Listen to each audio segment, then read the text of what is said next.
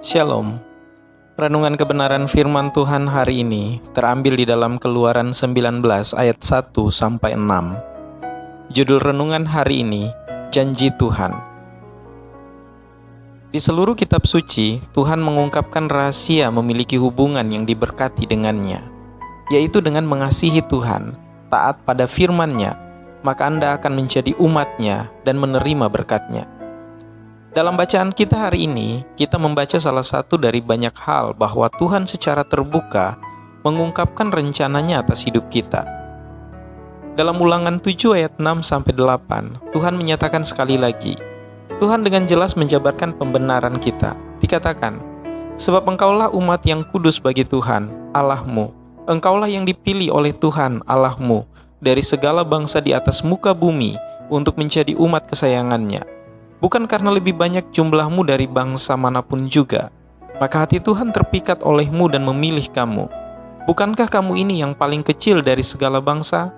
Tetapi karena Tuhan mengasihi kamu dan memegang sumpahnya yang telah diikrarkannya kepada nenek moyangmu, maka Tuhan telah membawa kamu keluar dengan tangan yang kuat dan menebus engkau dari rumah perbudakan, dari tangan Firaun, Raja Mesir.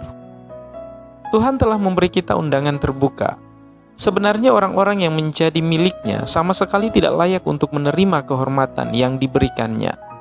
Kita orang berdosa, tetapi kita dipilih sebagai penerima kasih-Nya. Untuk itu kita bersyukur akan hal ini.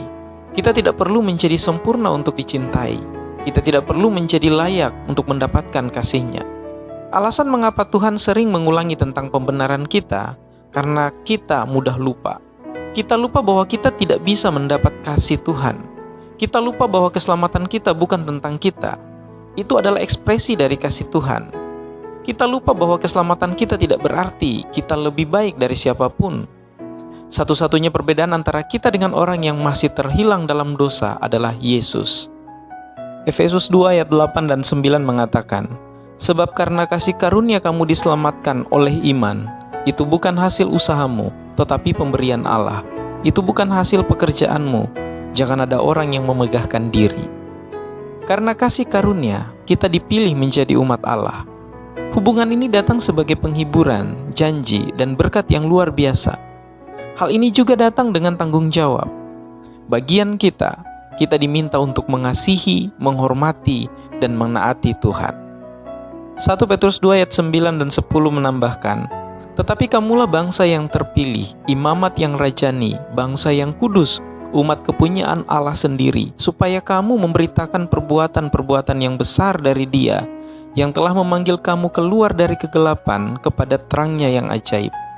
Kamu yang dahulu bukan umat Allah, tetapi yang sekarang telah menjadi umat-Nya, yang dahulu tidak dikasihani, tetapi yang sekarang telah beroleh belas kasihan. Kita dikuduskan untuk Tuhan. Kita adalah penerima rahmat dan kasih-Nya, dan kita juga memiliki tanggung jawab. Marilah kita mengasihi, menghormati, dan menaati Tuhan kita sebagai bentuk ucapan syukur atas segala sesuatu yang telah diberikannya kepada kita. Mari kita dengan berani dan penuh kasih menyatakan perbuatan-perbuatan indah Allah kita, sehingga orang lain dapat mendengar undangan itu. Tak satu pun dari kita yang layak menerima kasih karunia-Nya. Namun, kita semua dipanggil untuk mengasihi, menghormati, dan menaati Tuhan kita. Kiranya Tuhan Yesus memberkati kita semua.